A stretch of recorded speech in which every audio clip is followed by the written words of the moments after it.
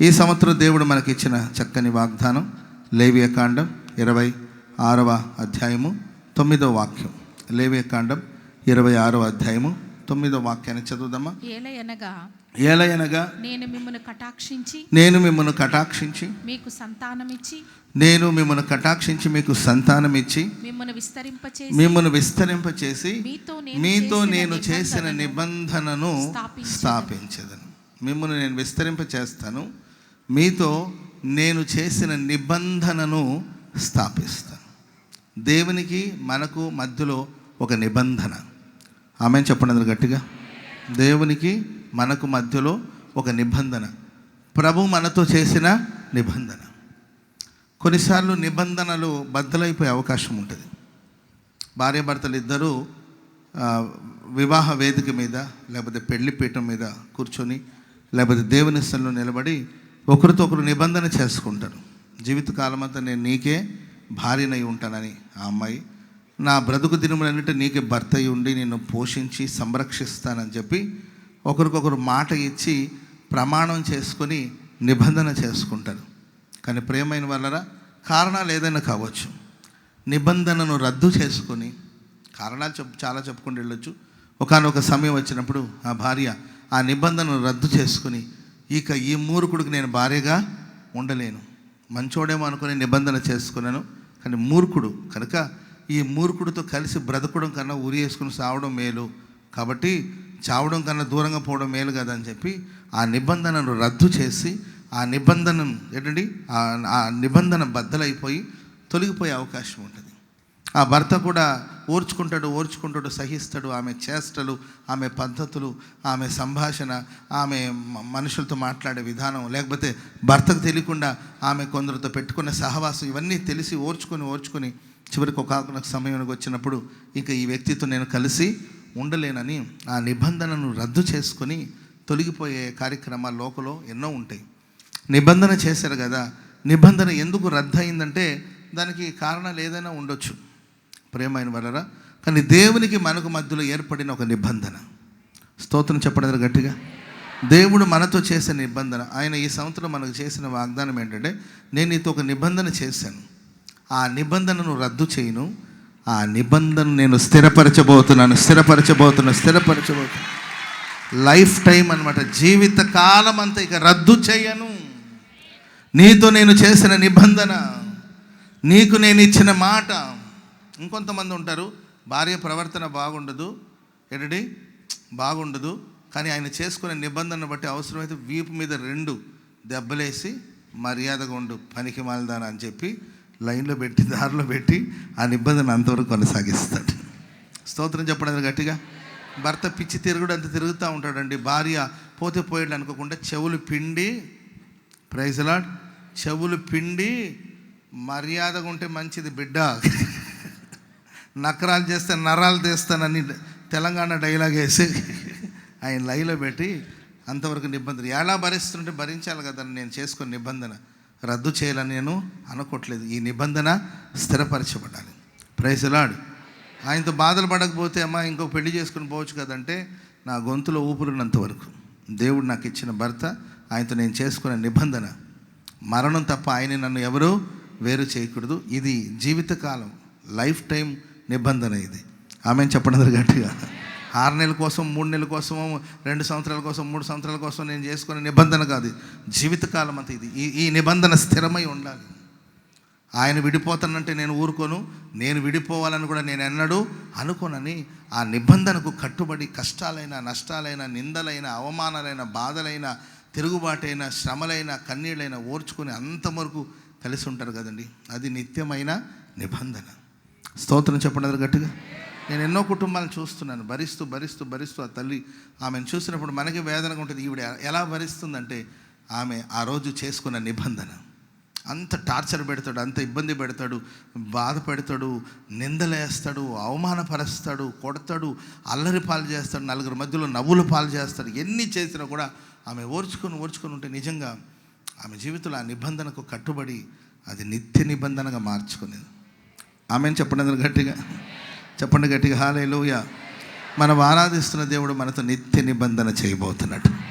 నేను చేసిన నిబంధన, ఇప్పటివరకు నిబంధన చేస్తూ వచ్చానేమో, ఇక ఆ నిబంధన జీవితంలో ఇంకెన్నటికీ రద్దు చేయకుండా ఆ నిబంధనను నేను స్థాపించబోతున్నాను, ఆ నిబంధనను స్థిరపరచబోతున్నాను, ఆ నిబంధనను బలపరచబోతున్నాను. హల్లెలూయా. ఈ సంవత్సరంలో ప్రభు మనతో చేసిన నిబంధనను స్థాపించునుగాక, స్థిరపరచునుగాక. సరే, ఎప్పుడు ఆ నిబంధన స్థిరపరచబడుతుంది? ఆదికాండం 17వ అధ్యాయము, ఆదికాండం 17వ అధ్యాయం, ఆదికాండం 17వ అధ్యాయం మొదటి వచనం నుండి చదవండి. అబ్రాము 99 ఏండ్లైనప్పుడు యెహోవా అతనికి ప్రత్యక్షమై, నేను సర్వశక్తి గల దేవుడను, నా సన్నిధిలో నడుచుచు నిందారహితుడవై ఉండుము. ఎలా ఉండాలంట? వయసు ఎంత? వయసు ఎంత అండి? ఇది 60 సంవత్సరాలు చెప్పినా బాగుండేదేమో. ఇప్పుడు వయసు ఎంత? 99 ఏళ్ళని. ఎందుకు అక్కడ పేరు ఏంటంటే ఆ ఏజ్ని ఎందుకు మెన్షన్ చేశాడు దేవుడు, పరిశుద్ధాత్మ దేవుడు? ఈ లేఖనాలు రాసేటప్పుడు ప్రేమైన వాళ్ళు ఈ ఏజ్ని ఎందుకు మెన్షన్ చేశారు అక్కడ? అబ్రహాముకి 99, అబ్రహాముకి 99 ఏళ్ళు ఉన్నప్పుడు దేవుడు వచ్చి మాట్లాడుతున్న మాట ఏంటంటే, చదవండి మా. నాకును నీకును మధ్య కథలు ఇంకోసారి. అబ్రాము 99 ఏండ్ల వాడైనప్పుడు యెహోవా అతనికి ప్రత్యక్షమై నేను సర్వశక్తి గల దేవుడను, నీవు నా సన్నిధిలో నడుచుచు నిందారహితుడుగా ఉండాలి. ఎక్కడ నడవాలి? నా సన్నిధిలో ఉండాలి. అంటే ఇప్పటివరకు ఎవరి సన్నిధిలో ఉన్నట్టు? నా సన్నిధిలో ఉండి నువ్వు నిందారహితంగా ఉండవంటే, మరి నిందారహితంగా ఉండకపోతే నిందలేమైనా మోసుకుంటున్నాడా? నా సన్నిధిలో ఉండాలి, నా దృష్టిలో నువ్వు ఉండాలి, నా కనుచూపు పరిధిలో నువ్వు ఉండాలి. నా సన్నిధిని విడిచి అట్టిని వెళ్ళొద్దు. నా చూపు నీ మీదే ఉండాలి, నా కనుదృష్టి పరిధిలోనే నీవు ఉండాలి. నువ్వు నిందారహితంగా ఉండాలి. అయ్యా, ఈ వయసులో నేనేం చేశానంటే, ఇంత క్రితం చేసావు, ప్రైజ్ లార్డ్, ఇంత క్రితం కొన్ని చేసావు బాబు, ఇంత క్రితం చేసావు, అవన్నీ పరిగణలోకి తీసుకొని చెప్తున్నాను. ఇక మీద నువ్వు నిందారహితంగా ఉండాలి, నా సన్నిధిలోనే ఉండాలి. అమ్మా, నాకును నీకును మధ్య నా నిబంధనను నియమించి, నీకు నాకు మధ్యలో ఒక నిబంధనను నేను నియమిస్తాను. నిన్ను నేను అత్యధికంగా అభివృద్ధిని పొందిస్తాను అని అతనితో చెప్పాను. అబ్రాము సాగిలపడి ఉండగా దేవుడు అతనితో మాట్లాడి, ఇదిగో నేను నియమించిన నిబంధన నీతో చేసి ఉన్నాను. నీవు అనేక జనములకు తండ్రి అవుతావు. మరియు ఇక మీదట నీ పేరు అబ్రాము అనబడదు. ఆ నిబంధనకు సూచన ఏంటంటే, నీ పేరు ఇక అబ్రాము కాదు, అనేక జన్మలకు తండ్రిగా నియమించింది గనుక నీ పేరు అబ్రహాము అనబడుతుంది. అత్యధికమైన సంతాభివృద్ధిని కలుగు చేసి నీలో నుండి జనములు వచ్చినట్లు నియమించుదును. రాజులు నీలో నుండి వస్తారు. నీకును నీ తర్వాత నీ సంతానమునకును దేవుడైన ఉండునట్లు నాకును నీకును నీ తర్వాత వారి తరములలో నీ సంతతికి మధ్య నా నిబంధనను నిత్య నిబంధనగా నేను స్థిరపరచబోతున్నాను. చెప్పండి కూడా మొదలు గట్టిగా హల్లెలూయా చెప్పండి, గట్టిగా హల్లెలూయా. నిబంధన చేయడం కాదు, ఈ నిబంధన నాకును నీకును ఆ తర్వాత నీ సంతతికి అది నిత్య నిబంధనగా మారాలంటే, అబ్రహామా నీవు నా సన్నిధిలో నడుచుచు నిందారహితంగా ఉండాలి, నింద లేకుండా నీవు జీవించాలి, నా సన్నిధిలోనే ఉండాలి, నీవు నిందారహితంగా బ్రతకాలి అని ప్రభు చెప్పారు. దేవుని బిడ్డలారా, మరి అబ్రహాం చేసిన పొరపాటు ఏంటంటే, ప్రభు చెప్పాడు, నీకు నేను సంతతిని ఇస్తాను, నీ సంతానాన్ని ఆకాశ నక్షత్రాల వలె విస్తరింపచేస్తానని ప్రభు చెప్పాడు. కానీ అబ్రహాము ఈ లోపల మనుషుల ఆలోచనలు విని, మనుషుల మాటలు విని, తన భార్య అయిన శారా మాట విని హాగరు అనే స్త్రీని తన జీవితంలోకి తీసుకొచ్చాడు.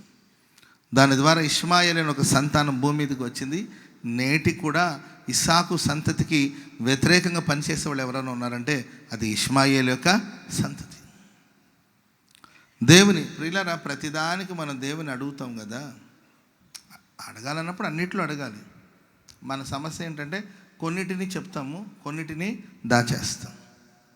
కొన్నే చెప్తాం, ప్రైజ్ లార్డ్, అమ్మ బయటికి వెళ్తున్నాను, బయటికంటే ఎక్కడ, అసలు ఎందుకు వెళ్తున్నాం, అమ్మ బయటికి వెళ్తున్నాను అంతే. వెళ్ళి ఊరంతా తిరిగి చేసి దరిద్రమైన పనులన్నీ చేసి వచ్చి, అదేంటమ్మాయి నాకు ఒక మాట చెప్పలేదు కదా, చెప్పాను కదా మొన్న నేను బయటకు వెళ్తున్నానంటే. బయటకు వెళ్తుంటే ఎక్కడ, సినిమాల చుట్టూ తిరుగుతున్నావా, షికార్లు తిరుగుతున్నావా, ఏం చేస్తున్నావు చెప్పాలి కదా. మనిషి స్వేచ్ఛను కోరుకుంటాడు. స్వేచ్ఛగా ఉండాలి, స్వేచ్ఛగా బ్రతకాలి. అబ్రహాము స్వేచ్ఛగా ఉండాలనుకున్నాడు. కనుకనే కొన్ని విషయాలు ప్రభుతో చెప్పాడు, కొన్ని విషయాలు ప్రభుకు చెప్పలే. ప్రభుకు దేవుడి దగ్గర డిస్కస్ చేసుంటే, ఆలోచించుంటే, మాట్లాడుంటే దేవుడు చెప్పేవాడు, ఇది తప్పు నాయనా, నేను నీకు చెప్పింది ఏంటి, నీవు చేస్తుండేది ఏంటి. అందుకే మీరు చూడండి, ఆఖరి విషయంలో సబ్జెక్ట్ వచ్చినప్పుడు దేవుడు అంటాడు, నన్ను అడుగుతావేంటి, నీ భార్యను అడగమన్నట్టు. నీ భార్య ఏం చెప్తుందో దాన్ని చేయమన్నాడు. ఎందుకంటే ఈ విషయంలో నీవు నన్ను అడిగి సలహా తీసుకోలేదు కదా. ఇప్పుడేమో ఆఖరి ఇంట్లో నుండి బయటికి తరమాలని నా భార్య చెప్తుందంటే ఆమె నీకేం చెప్తుంది అది చెయ్యి, అంతే. అది దుఃఖం కలిగిన తప్పదు. ప్రేమైన వాళ్ళారా, స్వేచ్ఛగా మీరు చూడండి. నిన్నటి రాత్రి కూడా నేను యాకోబు గురించి వర్తమానం చెప్పాను. యాకోబు వెళుతున్న మార్గంలో ఒక నిచ్చెన వేయబడి ఉంది. పడుకున్నాడు, ఒక రాయిని తలకడగా పెట్టుకుని పడుకున్నాడు. ఒక నిచ్చెన వేయబడింది, దేవదూతలు ఎక్కుచూ దిగుచున్నారు. దేవుడు దిగి వచ్చి మాట్లాడాడు. అప్పుడు యాకోబు చేసిన ప్రార్థన తెలుసా? నేను వెళుతున్నా, అదేనమ్మా, నేను తిరిగి నా తండ్రి ఇంటికి క్షేమముగా వచ్చునట్లు దేవుడు నాకు తోడై ఉండి నేను వెళ్ళుచున్న ఈ మార్గంలో నన్ను కాపాడి. ఎవరు వెళుతున్న మార్గంలో? నేను వెళ్ళుచున్న ఈ మార్గములో, నేను వెళ్ళుచున్న ఈ మార్గంలో. ఎవరు చెప్పారు ఈ మార్గంలో నేను బొమ్మని? సాక్షాత్తు దేవుడే దిగి వచ్చి నీకు ప్రత్యక్షమై నేను ఆశీర్వదిస్తానంటే యాకోబు ఏం అడగాలి? ప్రభువా, నేను ఎటు వెళ్ళాలి? బయలుదేరి వచ్చిన సంగతి తెలుసు, ఎక్కడికి వెళ్ళాలి? ఇప్పటివరకు ఎక్కడికి వెళ్ళాలో తెలియకుండా వచ్చాను. ఇప్పుడు నీవు నాకు ప్రత్యక్షమయ్యావు, ఇప్పుడు నీవు నాకు కనబడ్డావు. నేను ఎటు వెళ్ళాలి? ఎక్కడికి వెళ్తే నాకు క్షేమం? దావీదు అడుగుతాడు కదా, యూదా దేశమునకు నేను వెళ్ళుదునా అంటే వెళ్ళమన్నాడు. యూదా దేశంలో ఎక్కడికి వెళ్ళమంటావు అంటే హెబ్రోన్కి వెళ్ళమన్నాడు. అదే కదా విచారణ అంటే, అదే కదండి విచారణ అంటే.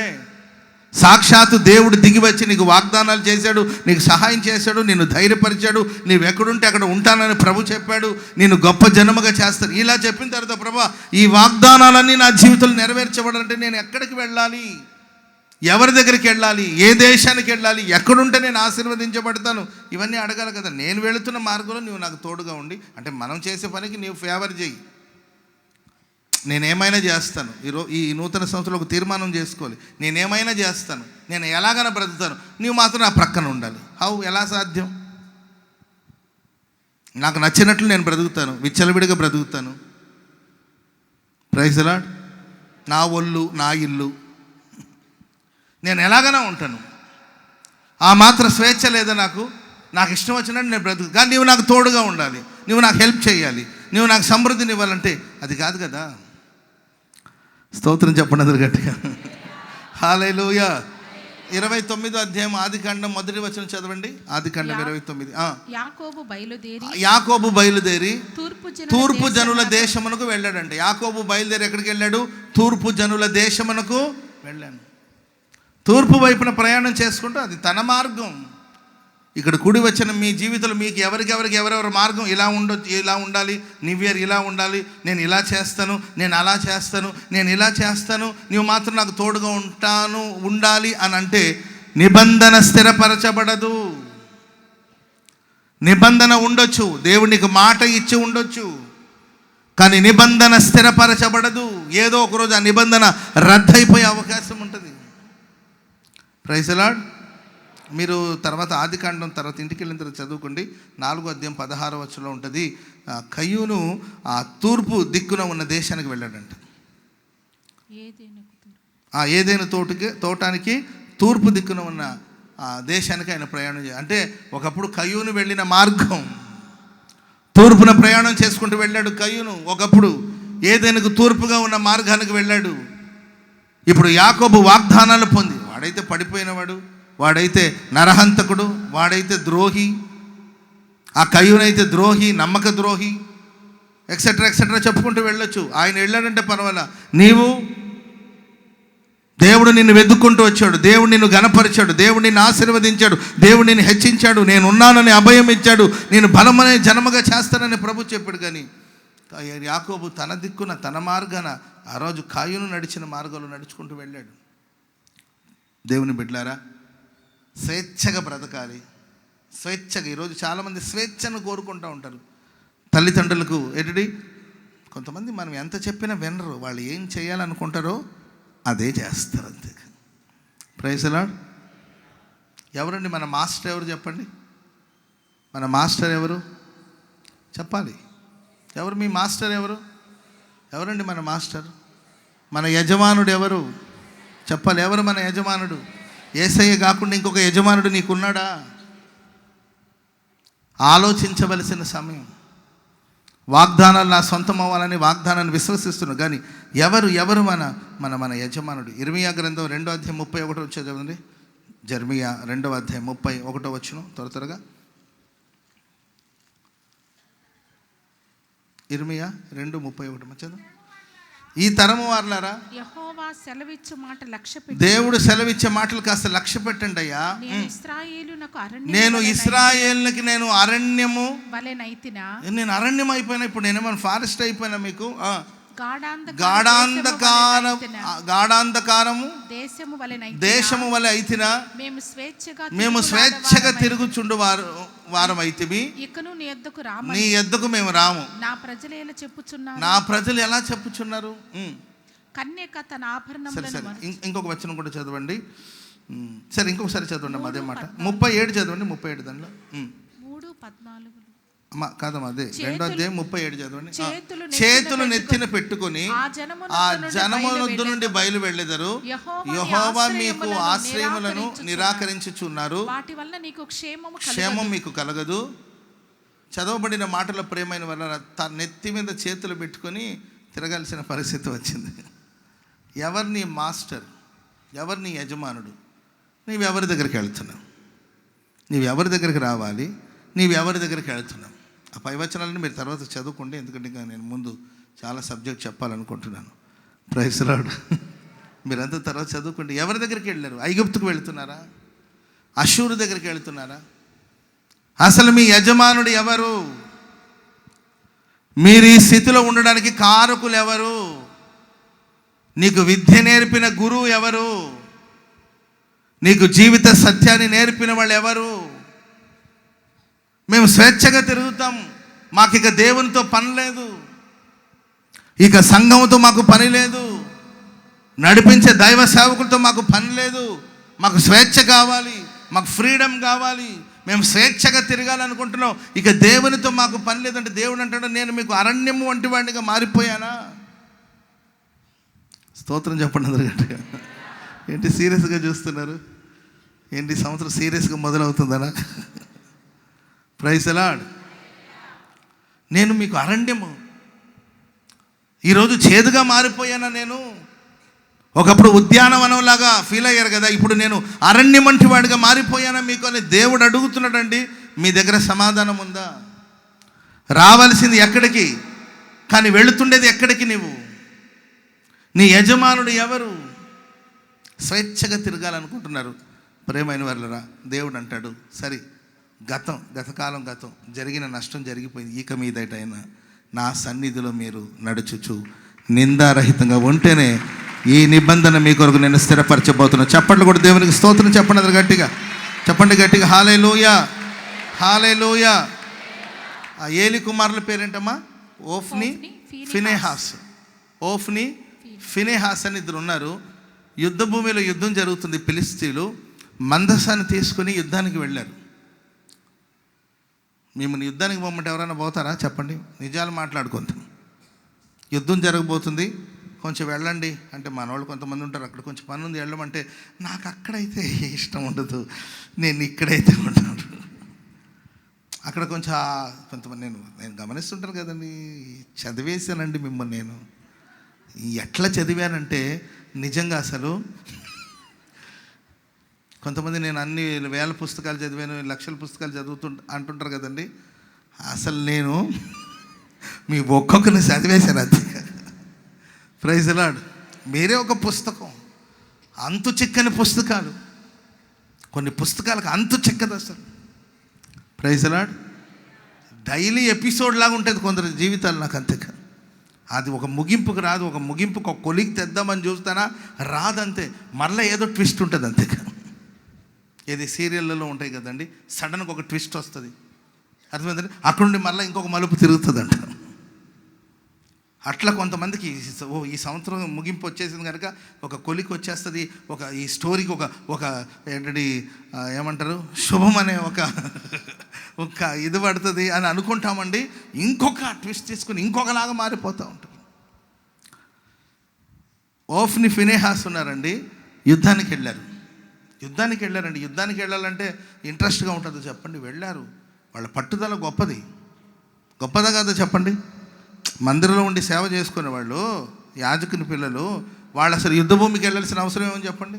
ఎవడో ఒకటి చేసుకుంటాడుగా యుద్ధం. కష్టం ఎవరైనా పడతారు కదండి. కానీ వాళ్ళ తెగింపు గొప్పది.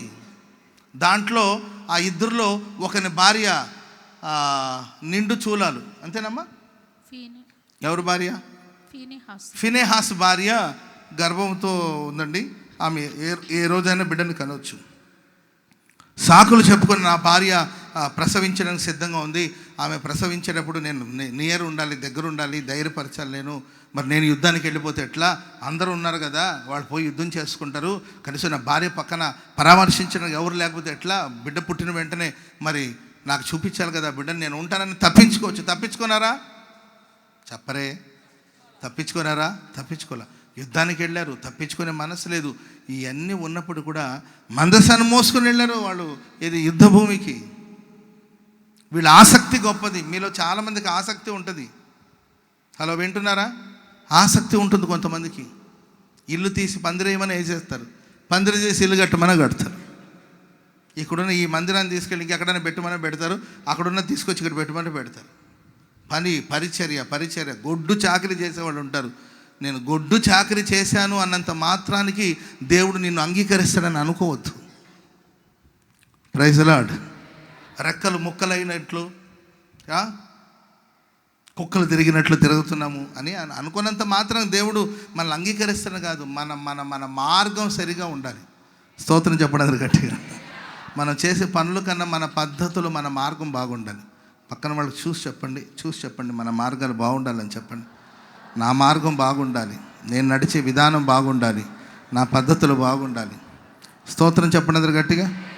వాళ్ళకి ఎంతో డెడికేషన్ ఉన్నప్పుడు కూడా మార్గం మంచిది కాదు. వాళ్ళు చేసిందంత చెత్త పనులు, వాళ్ళు చేసిందంత దరిద్ర పనులు, చేసిందంత నీచమైన పనులు. కష్టపడుతున్నారు, మరలా ప్రయాసపడుతున్నారు. గొప్పోళ్ళే, గనులే కాదంట్లా. తెగింపు ఉంది, సాహసం ఉంది, సాహసమైన కార్యాలు చేస్తారు. కానీ వాళ్ళు వెళుతున్న మార్గం దేవుని ఎరగని వారే దుర్మార్గమైన పనులు చేస్తూ, దుర్మార్గమైన పనులు చేస్తున్న వాళ్ళు. కానీ సాహసం ఉంది, తెగింపు ఉంది, దేవుని కోసం నిలబడ్డారు, యుద్ధ భూమికి వెళ్ళారు. వాళ్ళ సుఖాన్ని కోరుకోలేదు, వాళ్ళ క్షేమం కోరుకోలేదు, వాళ్ళ సంతోషాన్ని కోరుకోలేదు. దేవుని కోసం ఏదైనా చెయ్యాలి, ఏదైనా సాధించాలి దేవుడి కోసం అని వెళ్ళారు. ప్రజల పక్షాన నిలబడ్డారు, అంతా ఓకే. కానీ వాళ్ళ క్యారెక్టర్ మంచిది కాదు, వాళ్ళ స్వభావాలు మంచిది కాదు. మీరు ఎంత పరిచర్య చేసినా మీ స్వభావం మంచిది కాకపోతే మీకు ఈ సంవత్సరంలో జయం ఉండదు. మీరు ఎంత ఎగబడి కలబడి గంతులు వేసి మీరు ఏం చేసినా, ఆరాధన చేసినా, ఏం చేసినా కూడా మీకు జయం ఉండదు. ఎందుకంటే క్రీస్తు స్వారూప్యం మనలో ఏర్పడాలి. అది మెయిన్ కాన్సెప్ట్. స్తోత్రం చెప్పండి గట్టిగా. హల్లెలూయా. నిద్రలేని రాత్రులు ఎన్నో గడిపినా, నిద్రలేని రాత్రులు ఎన్ని గడిపినా, మంచుకు తడిచిన, ఎండకు ఎండిన, ప్రయాసపడినా, చక్రాలు కట్టుకుని కాళ్ళకు మీరు ఊరంతా తిరిగినా, మీ స్వభావాలు బాగులేకపోతే మీకు అభివృద్ధి అనేది కలగదు. నిబంధన స్థిరపరచబడదు. నిబంధన ఉంది, ప్రభు నిబంధన చేశాడు. ఈ సంవత్సరంలో అది స్థాపించబడాలంటే, స్థిరపరచబడాలంటే నా సన్నిధిలో మీరు నిందారహితంగా ఉండాలి. చెప్పండి కూడా మొదలు గట్టి చెప్పండి గట్టిగా. హల్లెలూయా. బైబిల్ ఇంకో కాన్సెప్ట్, జకరియా ఎలిజబెత్. ఎవరండి? జకరియా ఎలిజబెత్. జకరియా దేవుణ్ణి నమ్మాడా? జకరియా నమ్మలేదండి. సాక్షాత్తు దూత వచ్చి చెప్పి, దేవుడు నీకు ఒక కుమారుని ఇవ్వబోతున్నాడు, నీ ప్రార్థన వినబడింది, నీ భార్య నీకు ఒక కుమారుడు కనబోతుంది, అతనికి యోహానని పేరు పెడతారు, లేకపోతే అతడి వల్ల అనేకులు సంతోషిస్తారు. ఇవన్నీ చెప్పినప్పుడు నమ్మాడా చెప్పండి? నమ్మలేదు. నమ్మకం లేకపోవచ్చు కొన్నిసార్లు. అంత అనుకున్నంత స్థాయిలో నమ్మకం మనలో లేకపోవచ్చు. మన నమ్మకం లేకపోతే ఒక దెబ్బేశాడు తప్ప దేవుడు కార్యం చేయకుండా ఆపేశాడా? ఎందుకంటే అతని మార్గం మంచిదండి. ఆమెను చెప్పండి గట్టిగా. విశ్వాసం తక్కువగా ఉండొచ్చు, ఒకవేళ మేబీ ఇది అసాధ్యం కాదని ఆలోచించి ఉండొచ్చేమో. కాబట్టి నోటిని మూసేసాడు తప్ప ఎలిజబెత్ గర్భాన్ని మూసేయలే. అర్థమైందండి? కొన్నిసార్లు మనకు అనుకున్నంత విశ్వాసం, అనుకున్నంత అంత అత్యధికమైన విశ్వాసం, నమ్మకం ఒకవేళ ఉండకపోవచ్చు, కానీ మన స్వభావం మంచిదైతే 613 ఆజ్ఞలు, చట్టాలు, విధులు అవన్నీ పాటించారు. ఎందుకు పాటించాలి చెప్పండి? ఏం చేసేవని పాటించాలి? ఏం చేసేవని పాటించాలయ్యా? ఏం చేసేవని మేము అనుసరించాలి? ఏం చేయాలని మేము నీతిమంతులుగా నిరపాదలుగా ఉండాలి? ఎందుకు యథార్థంగా బ్రతకాలని ప్రశ్నించుకోలేదు. నాకు ఆయన యజమానుడు. స్తోత్రం చెప్పండి గట్టిగా. నమ్మకం తక్కువగా ఉండొచ్చేమో కానీ ఆయన నా యజమానుడే. ఆమెను చెప్పండి గట్టిగా. మేము స్వేచ్ఛగా తిరగలేదు. ఆజ్ఞల మార్గం ముందు మేము నడిపించు. మేబీ ఆ సందర్భంలో మాకు విశ్వాసం లేకపోవచ్చు, ఆ విషయంలో మేము దాన్ని తీసుకోలేకపోయాం, మేము నమ్మలేకపోయాం. మా శరీర రీత్యా, శరీరంలో ఉన్న విధానాన్ని బట్టి చూసి మేబీ నాకు, నా భార్యకి ఈ సమయంలో పిల్లలు కలగడం అసాధ్యమేమని వాళ్ళ దేహ పరిస్థితిని చూసి ఒకవేళ పరిపూర్ణమైన నమ్మకం ఏర్పడలేదేమో. కానీ వాళ్ళ మార్గం మంచిది కనుక ఓఫ్ని ఫినేహాస్కి దొరకని విజయం జకరియా ఎలిజబెత్ దంపతులకు దేవుడు దయచేశాడు. చెప్పండి కూడా మాత్రం గట్టిగా. నోరును కట్టేశాడేమో కానీ గర్భాన్ని కట్టివేయలేదండి. ఆ గర్భాన్ని దేవుడు తెరిచాడు. ఆమె గర్భవాసాన యోహాను పుట్టాడు. ఆమె చెప్పండి గట్టిగా. కనుక ఈ సంవత్సర ఆరంభంలోనే నిబంధన అనేది అందరికీ ఉంది. ప్రతి వారితో దేవుడు ఒక నిబంధన చేస్తాడు, క్రొత్త నిబంధన. ఆయన రక్తం వలన ఏర్పడిన ఒక క్రొత్త నిబంధన. ఈ నిబంధన నీకు, నాకు, మనతోనే కాకుండా మన సంతతికి అది ఆ నిత్య నిబంధనగా మారాలంటే, అబ్రహామా నీవు నా సన్నిధిలో నడుచుచు నిందారహితంగా ఉండాలి. లైఫ్ని కాపాడుకోవాలి. ఎప్పుడైనా ప్రభు రావచ్చు. ప్రభు వచ్చినప్పుడు మనం ఎంత సేవ చేసి ఎత్తబడకపోతే ఇక ఎందుకు చెప్పండి? ఎంత సేవ చేసి ప్రభు రాకడలు ఎత్తబడకపోతే, దేవుడు మనకు జయమివ్వకపోతే, మనం ఎంత పని చేసి ఇంత ప్రయాసపడి యూనిఫామ్లు వేసుకొని, మెడలో బ్యాడ్జ్లు వేసుకొని, తల మీద ఇయర్ బ్యాండ్ పెట్టుకొని, అర్థమైందండి, బూట్లు వేసుకొని, మీరు ఏది చేసినా దేవుడు మనల్ని స్వీకరించకపోతే, ఆ నిబంధన స్థిరపరచకపోతే ప్రయోజనం ఉండదు కదా. Praise the Lord. మరి మీరు గుర్రన్న నేను చూడొద్దు. మీరు గుర్రని చూసినా గుర్రన్న ఏమన్నా ఇది వాస్తవం, ఇది సత్యం. స్తోత్రం చెప్పండి అందరూ గట్టిగా. చేతులెత్తి, మీ కుడి చేతిని పైకెత్తి దేవునితో ఒక తీర్మానం చేయండి. నాతో కాదు, అబ్రాహ్మణతో కాదు, దేవుడితో ఒక తీర్మానం చేయండి. దేవా, నీ సన్నిధిలోనే ఉంటాను, నిందారహితంగా బ్రతుకుతాను, నా బతుకులు మార్చుకుంటాను ప్రభు. నా సన్నిధిలో నడుచుచు నిందారహితంగా ఉండాలి. Praise the Lord. ఆయన ఇంకేం అడుగుతున్నాడండి? నాకు గొర్రెలు కావాలి, మేకలు కావాలి, పశువులు కావాలి, మంద కావాలి, ఇవేం అడగలేదు. నా సన్నిధిలో ఉండు, నా కనుచూపు పరిధిలో ఉండు, నిందారహితంగా బ్రతుకు. Praise the Lord. నీకు టాలెంట్స్ లేకపోయినా పర్వాలేదు, నమ్మకం తక్కువగా పర్వాలేదు, నిజాయితీగా ఉండు. అప్పుడు దేవుడు నీతో నిబంధన స్థిరపరచడమే కాదు, నీ సంతతి తరతరాలకి. యేసన్న గారు దేవుని సన్నిధిలో నిందారహితంగా బ్రతికాడు కనుకనే ఆయన ఆత్మీయ సంతతి అయిన మన జీవితాల దేవుడు ఆ నిబంధన ఈరోజు స్థాపించాడు, స్థిరపరిచాడు. Praise the lord. Hallelujah. Yesanna గారు దేవుని సన్నిధిలో నిజాయితీగా ఉన్నారు, నమ్మకంగా ఉన్నారు. Praise the lord. నిందారహితంగా నడుచుకున్నారు, దేవుని సన్నిధిలో ఉన్నారు. ఆయన కనుచూపు పరిధి నుండి కుడి ఎడమలకు తొలగిపోలేదు. అందుకొరకే ఆయన సంతానమైన, మేబీ లోపాలు ఉండొచ్చు, మనకు బలహీనతలు ఉండొచ్చు, అయినా మన తండ్రితో దేవుడు చేసిన నిబంధనను మనకు నిత్య నిబంధనగా ప్రభు మార్చాడు. ఆమె మీరు నిజాయితీగా ఉన్నారనుకోండి, మీ సంతతి 1000 తరాల వరకు దేవుడు వారి మీద కనికరం చూపిస్తూనే ఉంటాడు. హల్లెలూయా. సరే, చాలా విషయాలు చెప్పాలని అన్నాను కదా ముందే, కానీ టైం అప్పటికే 9:15 అయింది. ఒక్క పాయింట్ మాత్రమే చెప్తాను. ఆ నిబంధన, ఎవరితో నిబంధన స్థిరపరుస్తాడని చెప్పాను. రెండోదిగా ఆ నిబంధన వల్ల కలిగే ఆశీర్వాదాలు చాలా ఉన్నాయి. నేను ఒక మాట మాత్రం చెప్పి ముగిస్తాను. సెకండ్ సర్వీస్లో ఈ సబ్జెక్ట్ కంటిన్యూ చేస్తాను. నేను మలాకీ ప్రవచన గ్రంథం 2వ అధ్యాయం 5వ వచనం. మలాకి ప్రవచన గ్రంథం 2వ అధ్యాయం 5వ వాక్యం. మలాకి 2. నేను చేసిన నిబంధన వారి జీవమునకు సమాధానమునకు కారణమాయెను.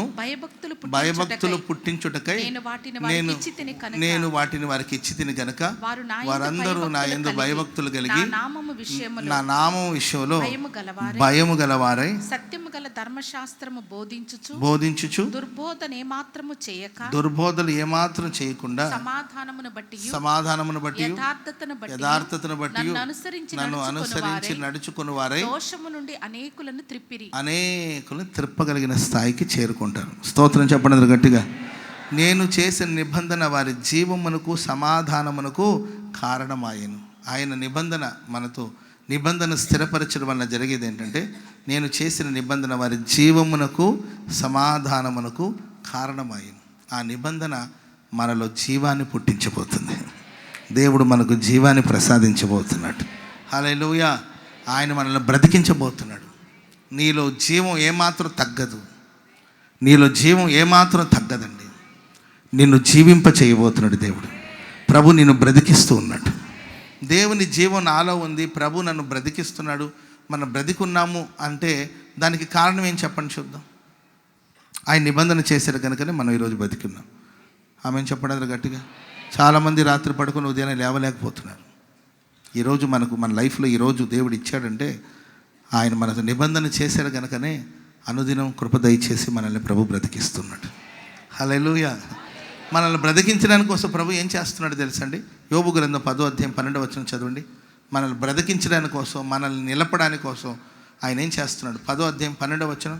జీవమును అనుగ్రహించి నా ఎడల కృప చూపితివి.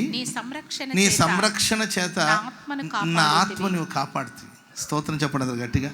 జీవమును అనుగ్రహించి మనం బ్రతికించడానికి కోసం మన ఎడల కృప చూపించాడు. తన సంరక్షణ చేత మన ఆత్మను ఆయన కాపాడుతున్నాడు. Praise the lord.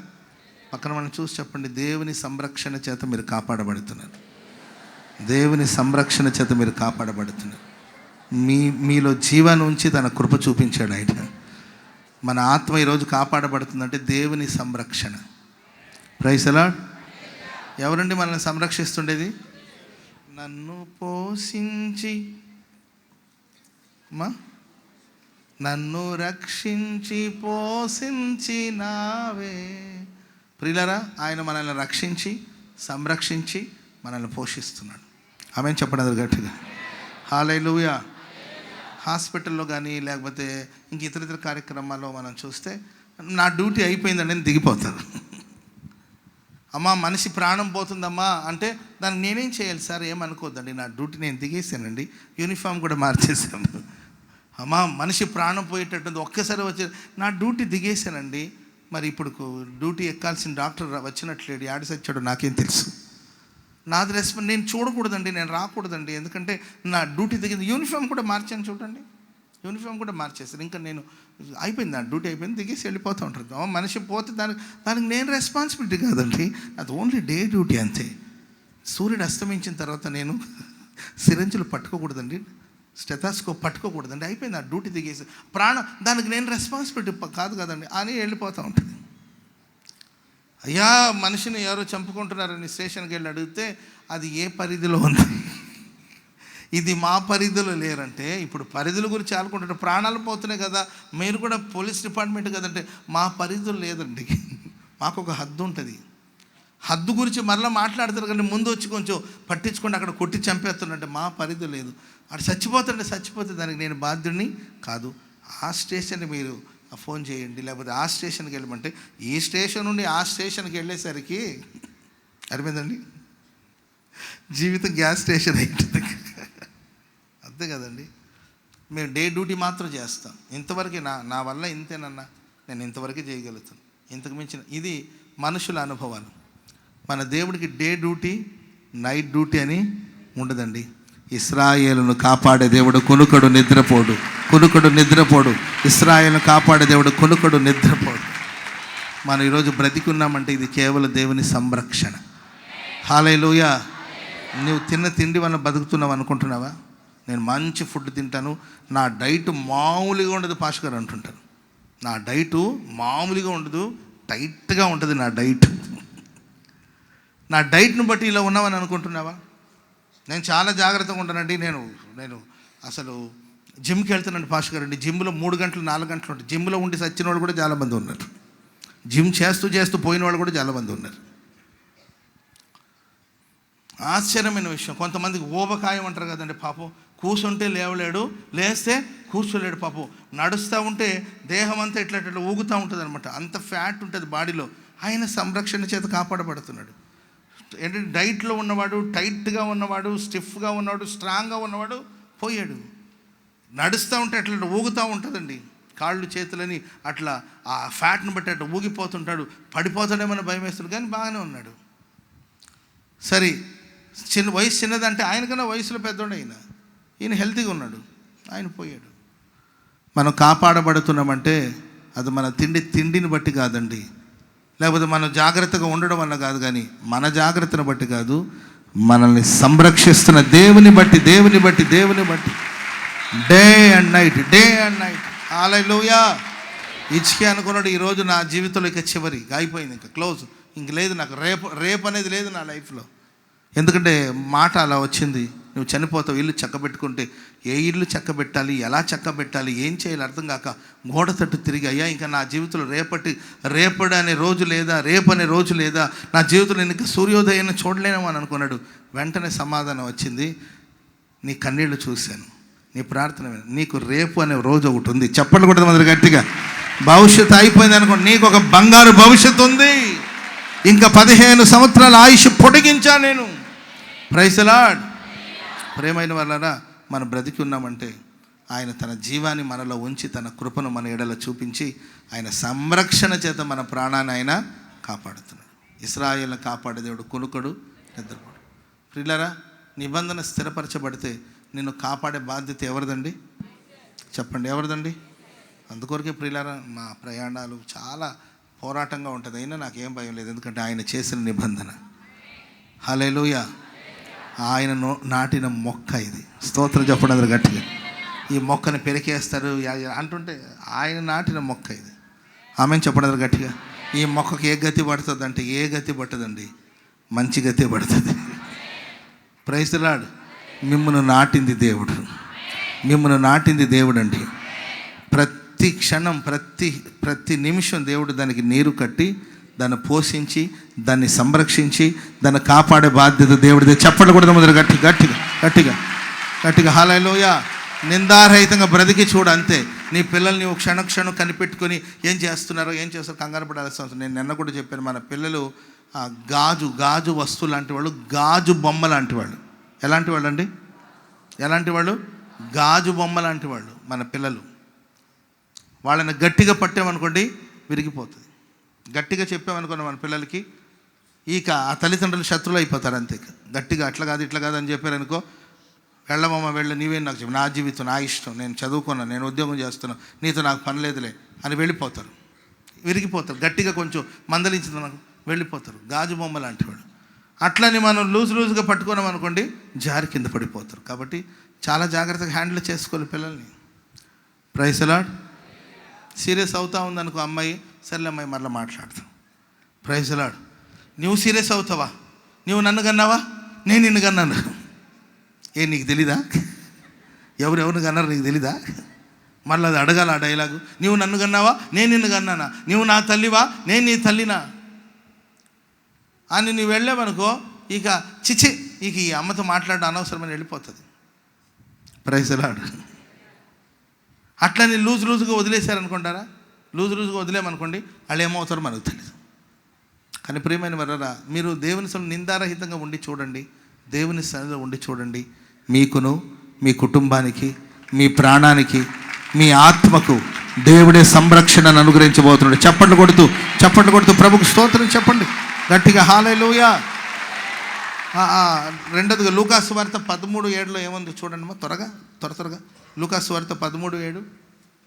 కనుక అతడు, ఇదిగో 3 ఏండ్ల నుండి నేను ఈ అంజూరపు చెట్టున పండ్లు వెతకడానికి వస్తున్నాను, కానీ ఏమీ దొరకలేదు. దీన్ని నరికివేయమని చెప్పాడు. దీని వలన ఈ భూమి ఏల వ్యర్థమైపోవాలనని ద్రాక్ష తోటమాలితో చెప్పెను. అయితే వాడు, తోటమాలి, అయ్యా నేను దాని చుట్టూ త్రవ్వి ఎరువు వేయనట్లు ఈ సంవత్సరం కూడా ఒక విజ్ఞాపన చేసే తండ్రి. స్తోత్రం చెప్పండి గట్టిగా. ఈరోజు మనం బ్రతికున్నామంటే మన కోసం తండ్రి పరలోకమందున ప్రభు విజ్ఞాపన చేస్తున్నాడు. హల్లెలూయా. మన యేసుక్రీస్తు ప్రభువు పరలోకమందున తండ్రిని విజ్ఞాపన చేస్తున్నాడు కనుకనే మనం ఈరోజు ఉన్నాం. చర్చిలో ఉన్నామంటే నీవు పెద్ద ఫలభరితమైన చెట్టు అని కాదు అర్థం. ఫలాల మీద ఫలాలు వచ్చేస్తున్నాయని కాదు అర్థం. నువ్వు బ్రతికున్నావంటే నీ వెనకాల నీ కోసం విజ్ఞాపన చేసే యేసుక్రీస్తు ప్రభులు వారు ఉన్నారు. చప్పట్లు కూడా అందరూ గట్టిగా. హల్లెలూయా. నేను వీరుణ్ణి, నేను శూరుణ్ణి, నేను ఫలానాని అనుకొని మోసపోతున్నామేమో.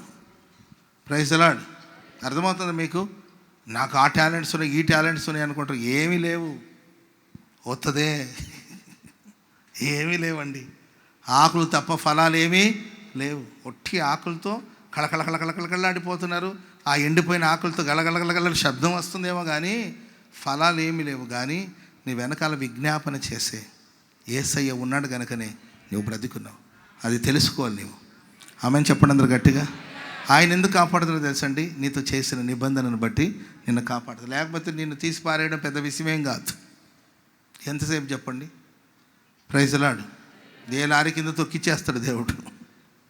పెద్ద విషయమా చెప్పండి? దేవుడికి పెద్ద విషయమా చెప్పండి? లారీ కింద వేసి తొక్కేస్తాడు. కానీ ఆయన నీతో చేసిన నిబంధనను బట్టి నీ కోసం తండ్రి దగ్గర విజ్ఞాపన చేస్తున్నాడు. హల్లెలూయా. నేనైతే అనుకుంటూ ఉంటానండి ఎప్పుడు, నేను ఈరోజు ఇలా ఉన్నానంటే నా వెనకాల నా తండ్రి నా కోసం విజ్ఞాపన చేస్తున్నాడు. అంతేకాకుండా నా కోసం ఎక్కడో ఎవరో చేస్తున్న ప్రార్థన నన్ను దేవుడు ఈరోజు ఈ సేవలో నిలబెట్టాడు. స్తోత్రం చెప్పడం గట్టిగా. నాకు వచ్చిన పోరాటాలకి, నాకు వచ్చే టెన్షన్స్కి, నాకున్న పనులకి, నాకు వచ్చే సమస్యలు కొన్నిసార్లు బుర్ర బద్దలైపోతుంది, నరాలు చిట్లిపోతుంది. రెస్ట్ లేదండి, రెస్ట్లెస్ అనమాట. మొన్న వాచ్ నైట్ సర్వీస్ అయిన తర్వాత నుండి కూడా అస్సలు విశ్రాంతి లేదు. పడుకొని ప్రశాంతంగా కొద్దిసేపు నిద్రపోదామంటే వీలు పట్టలేదు. ఎవరో వస్తున్నారో మాట్లాడుతూ అలసిపోయి ప్రజలకి ప్రార్థనలు చేసి బాప్తిసాలు ఇచ్చి వాక్యం చెప్పి గంటలు నిలబడి విశ్రాంతి లేదు, రెస్ట్ లేదు, ప్రాణం అలసిపోతుంది. అంత అలసటలో కూడా నన్ను దేవుడు నిలబెట్టి బలపరిచినడు. ఒక్కొక్కసారి మాట్లాడుతుంటే ఇక కాన్షియస్ పోతుందేమో అనిపిస్తుంది. మనుషులు మాట్లాడుతూనే ఉంటారు, వాళ్ళు ఏం మాట్లాడుతుంటారు కొన్నిసార్లు. ఎందుకంటే చాలాసేపు నుండి కూర్చొని ఉంటాను నేను. వచ్చిన వాళ్ళు వచ్చి మాట్లాడుతూ ఉంటారు, వింటుంటాను. ఒకానొక టైంలో కాన్షియస్ ఉంటుంది నాకు. వాళ్ళు ఏదో చెప్తున్నారని తెలుసు కానీ ఏం చెప్తుంటారో కూడా తెలియదు. నేను అతిశయం కోసం చెప్పట్లేదు. కనీసం ఒక గ్లాస్ వాటర్ తాగుదామన్నా, ఒక చిన్న బ్రేక్ వస్తే గ్లాస్ నీళ్లు తాగుదామన్నా అంత టైం కూడా ఉండదు. ఎందుకంటే జనాలు వస్తూనే ఉంటారు. వీళ్ళు మాట్లాడి వాళ్ళు మాట్లాడి వీళ్ళు మాట్లాడి వాళ్ళు మాట్లాడి వెళుతూ ఉంటారు. మాట్లాడి దేహం అలసిపోయి సొమ్మసిల్లిపోయి కనీసం ఒక చిన్న బ్రేక్ తీసుకుని ఒక గ్లాస్ వాటర్ తాగుదామంటే వాటర్ తెచ్చి అక్కడ పెట్టుంటారు. తాగుదామంటే వీళ్ళకి ప్రార్థన చేసరికి ఇంకొక బ్యాచ్ అక్కడ నిలబడి ఉంటారు. చిన్న బ్రేక్ తీసుకుని నీళ్ళు తాగితే తప్పేం కాదు అది. కానీ ఆ ఆలోచన కూడా ఆ టైంలో రాదు. దాహం వేస్తుంటుంది, గొంతు ఎండిపోతుంటుంది, కొన్నిసార్లు ముఖం రూపమై మారిపోతూ ఉంటుంది. కంటి చుట్టూ నల్లటి వలయాలు ఏర్పడుతూ ఉంటుంది, పెదాలు ఆరిపోతుంటుంది. ఇన్ని పోరాటాలు ఉన్నా కూడా ఎన్నో ఉన్నాయి నాకు పోరాటాలు. కానీ వీటన్నిటిలో కూడా నేను నిలబడి పరిచయం చేస్తున్నానంటే దాని వెనకాల నా తండ్రి నా కోసం విజ్ఞాపన చేస్తున్నాడు. రెండోదిగా నిజంగా మనస్ఫూర్తిగా నేను బాగుండాలని కోరుకునే ఒక గుంపు నా కోసం ఎప్పుడు ప్రార్థన చేస్తూనే ఉంటుంది. హల్లెలూయా. కాబట్టి నేనేదో నా టాలెంట్స్ని బట్టి నేను కష్టపడ్డానని నేను ఎప్పటికీ చెప్పుకోను. ఎందుకంటే నేను ఈరోజు ఈ స్థితిలో ఉన్నానంటే దాని వెనకాల నా కోసం వందల మంది, వేల మంది కన్నీళ్లతో ప్రార్థన చేసే తల్లులు ఉన్నారు, తండ్రులు ఉన్నారు, అక్క చెల్లెలు ఉన్నారు, అన్నదమ్ముళ్ళు ఎందరో ఉన్నారు. వాళ్ళ ప్రార్థన ఈరోజు నన్ను నిలబెట్టింది. దేవుని విజ్ఞాపన నన్ను నిలబెట్టింది కనుక నేను కృతజ్ఞతగా ఉండాలి. స్తోత్రం చెప్పండి అందరూ గట్టిగా. హల్లెలూయా. హల్లెలూయా. ప్రభు చేసిన నిబంధన, ఆయన సంరక్షణ చేత మనల్ని బ్రతికిస్తున్న ఆ నిబంధన జీవమునకు సమాధానానికి కారణమైంది. ఇంకొక చిన్న మాట చెప్పేసి ముగించేస్తాను. యెషయా గ్రంథం 65:8 మన బతికి ఉండడానికి కారణం. యెషయా గ్రంథం 65:8 చదవండి త్వరగా. యెహోవా ఇలాగూ సెలవిచ్చుచు ఉన్నాడు, ద్రాక్ష గెలలో క్రొత్త రసము కనబడుచున్నది, జనులు అది దీవెనకరమైనది, దాన్ని కొట్టివేయకుము అని చెప్పుదురు కదా. యెహోవా ఇలాగూ సెలవిచ్చాడు, ద్రాక్ష గెలలో క్రొత్త రసము కనబడుచున్నది గనక, క్రొత్త ద్రాక్ష రసం కనబడుచున్నది గనక జనులు అది దీవెనకరమైనది, దాన్ని కొట్టివేయకుము అని చెప్పుకుంటారంట. స్తోత్రం చెప్పండి గట్టిగా. ద్రాక్ష తీగల్ని తలల పైకెత్తి వినండి. ద్రాక్ష చెట్లని నరికేద్దాం అనుకునేటప్పుడు ఆ ద్రాక్ష గెలలో లేకపోతే ఆ ద్రాక్షలో రసం కనబడుతుందంట వాళ్ళకి, ద్రాక్ష రసం. అప్పుడు జనాలు అంటారు, ద్రాక్షలో ఇంకా రసం కనబడుతుంది, ద్రాక్ష రసం కనబడుతుంది, ఇది దీవెనకరమైనది కనుక దీన్ని కొట్టివేయద్దు. స్తోత్రం చెప్పండి గట్టిగా. హల్లెలూయా. మనం కొట్టివేయబడకుండా ద్రాక్ష గెల లాంటి మనలో దేవుడు ద్రాక్ష రసాన్ని నింపుతున్నాడు. అప్పుడు జనులు అంటారు, ఇది దీవెనకరమైనది. ఆమేన్ చెప్పండి గట్టిగా. కనుక దీన్ని మనం కొట్టివేయకూడదు, ఎందుకంటే దీనిలో ద్రాక్ష రసం ఉన్నది. ఆమేన్ చెప్పండి గట్టిగా. హల్లెలూయా. బైబిల్లో హేరోదు యాకోబుని చంపించేశాడు. హేరోదుని దేవుడు ఏం చేశాడు తెలుసండి? యాకోబు చావు కారణం ఎవరు తెలుసండి? హేరోదు. యాకోబుకు చావుకు కారణమైన హేరోదుని దేవుడు లేపేశాడు. అంతే. Praise Lord. అంతే. యాకోబు యేసుప్రభు శిష్యుడైన యాకోబు ఏంటండి, అతని చావుకి కారణమైన, అతని మరణానికి కారణమైన హేరోదుని దేవుడు లేపేశాడు. చూస్తాడు దేవుడు. నీతిమంతుల ప్రాణాన్ని క్షోభ పెట్టి బాధిస్తున్న వాళ్ళని ఈ సంవత్సరం దేవుడు లేపేస్తాడు. అంతే. బాగుంది కదా ఈ మాట ఏదో. నీ శత్రుని దేవుడు లేపేస్తాడు. అంతే. Praise Lord. ఎలా లేపుతాడో, ఎలా స్పాట్ పెడతాడో నాకైతే తెలియదు. లేపేసే ప్రభు. హల్లెలూయా. చెప్పండి గట్టిగా హల్లెలూయా. స్టెఫన్ చావు కారణం ఎవరు? సౌలు. స్టెఫన్ చావు కారణమైన పౌలును కూడా లేపేయాలి కదా దేవుడు, లేపాలి కదండి. ఒకనేమో పైకి లేపేశాడు, కానీ స్టెఫన్ చావు కారణమైన పౌలు గారిని దేవుడు చంపేయలేదండి. ఎందుకంటే ఆ పౌలులో దేవుడు క్రొత్త ద్రాక్ష రసం చూశాడు. ఇతడు నా చేతిలో ఒక సాధనంగా మారాలి. ఏ నోటితో దూషించాడో ఆ నోటితోనూ నన్ను మహిమపరిచే రోజులు రావాలి. చప్పట్లు కూడా మొదలు గట్టిగా హల్లెలూయా. ఇది దీవెనకరమైన ద్రాక్షావల్లి. ఆమేన్ చెప్పండి గట్టిగా. మనల్ని కాపాడడానికి వస్తే దేవుడు ఆ ద్రాక్ష రసం మనల్ని నింపుతాడు. ఆమేన్ చెప్పండి గట్టిగా. అప్పుడు ఎవరు మనల్ని కొట్టివేయలేరు, ఎవరు మనల్ని ఏమీ చేయలేరని ఆయనే ఒక క్రొత్త ద్రాక్ష రసాన్ని మనల్ని నింపి, ఇప్పుడు జనాలు అనుకుంటారు ఇది దీవెనకరమైనది. ఈ అబ్రామ్ పాష్ గారు దీవెనకరమైన వాడు, ఈ సిస్టర్ గారు దీవెనకరమైన వాళ్ళు, ప్రేమక్క గారు దీవెనకరమైన వాళ్ళు. స్తోత్రం చెప్పండి గట్టిగా. ఈ సేవకుడు దీవెనకరమైన వాడు, ఈ సంఘ పెద్ద దీవెనకరమైన వాడు, ఈ తల్లి దీవెనకరమైనది, ఈ చెల్లి దీవెనకరమైనది.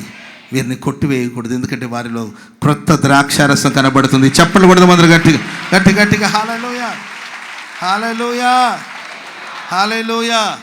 మరియమ్మ ఏమనిందండి? మరియమ్మ యేసు ప్రభు దగ్గరికి వచ్చి కానా వివాహం ఇందులో ఏమని చెప్పింది? తెలుసుకోవాలి ఇవన్నీ. చెప్పలేమని చెప్పింది యేసు ప్రభు దగ్గర? ద్రాక్షారసం లేదు, ద్రాక్షారసము లేదని చెప్పింది. ద్రాక్షారసం లేదని చెప్పింది. యేసు ప్రభు ఏమన్నాడు? నా సమయం ఇంకాను నా సమయం రాలేదు. ఇంకా రాలేదంటే దాని అర్థం ఏంటి? అబ్రామ్ పాష్ గారు వచ్చారంటే ఇంకా రాలేదంటే దాని అర్థం ఏంటంటే దారిలో ఉన్నాడండి. ఆమెను చెప్పండి గట్టిగా. ఉద్యోగం రాలేదు అంటే ఇంకా రాలేదు అంటే దాని అర్థం దారిలో ఉంది, వస్తుంది. ఆమెను చెప్పండి గట్టిగా. హల్లెలూయా. సమృద్ధి ఇంకా రాలేదంటే త్వరలో వస్తుంది. దేవుడు రప్పిస్తాడు ద్రాక్షారసాన్ని. ఆ ద్రాక్షారసం ఎక్కడి నుండి వచ్చిందో ఎవరికి ఏంటండి, ఆ మోసుకొని వెళ్ళిన వాళ్ళకి తప్ప ఎవరికి తెలియలేదు. మీ జీవితంలో ద్రాక్షారసాన్ని దేవుడు ఎలా నింపుతాడో ఎవరికి అంతు చిక్కదండి. నిబంధన చేశారు కనుక ఆయనే ద్రాక్షారసాన్ని నింపబోతున్నాడు. ద్రాక్షారసం ఉన్నంత వరకు ఎవ్వరు నిన్ను కొట్టివేయలేరు. చప్పట్లు కూడా మొదలు గట్టిగా. ఆయన నిబంధన నిన్ను కాపాడబోతుంది. ఆయన నిబంధన నీ జీవానికి సమాధానానికి కారణమవబోతుంది. సర్వశక్తి గల దేవుడు నీ కొరకు విజ్ఞాపన చేయబోతున్నాడు. సర్వశక్తి గల దేవుడు తన సంరక్షణ చేత నీ ఆత్మను కాపాడబోతున్నాడు. ద్రాక్షారసమును నింపి ఎవ్వరు కొట్టివేయబడకుండా అనుక్షణ ప్రభు నిన్ను కాపాడునుగాక. దయచేసి అందరూ లేచి నిలబడండి, ప్రార్థన చేసుకుందాం. దయచేసి అందరూ లేచి నిలబడండి, ప్రార్థన. Hallelujah, hallelujah. Thank you Jesus. లేచి నిలబడి ఒక చిన్న ప్రార్థన చేసుకోండి. ప్రభా స్తోత్రం, స్తోత్రం, స్తోత్రం. యేసు రాజా స్తోత్రం, స్తోత్రం. తండ్రి మీరే స్తోత్రం నాయన. ఆదివారపు ఆరాధనలో తండ్రి, మొదటి ఆరాధనలో దేవా, సంవత్సరం ప్రారంభంలో తండ్రి అయ్యా పాస్టర్ ద్వారా వాక్యాన్ని మాకు వినిపించారు తండ్రి. స్తోత్రం, స్తోత్రం, స్తోత్రం. విన్న వాక్యం నా హృదయాల్లో, ప్రతి వారి హృదయాల్లోనూ నీరు కట్టి ఫలింపచేయండి తండ్రి. స్తోత్రం, స్తోత్రం, స్తోత్రం. శరబల కతరబల, శరబల కతరబ. యేసు రాజా స్తోత్రం, స్తోత్రం. అయ్యా కనికరించునైనా, కనికరించునైనా. స్తోత్రం, స్తోత్రం, స్తోత్రం. వాక్యానుసారంగా నడుచుకుంటకు తండ్రి అయ్యా మేము ఇంతవరకు బతికి ఉన్నామంటే అది మీ శుద్ధ కృప తండ్రి. అయ్యా స్తోత్రం, స్తోత్రం, స్తోత్రం. తండ్రి మమ్మల్ని బతికించిన దేవా మీ స్తోత్రం, స్తోత్రం. తండ్రి మీ వాక్యం నా ప్రతి వారి హృదయంలో సమృద్ధిగా ఫలింపచేసి నీరు కట్టిన తోట వలె తండ్రి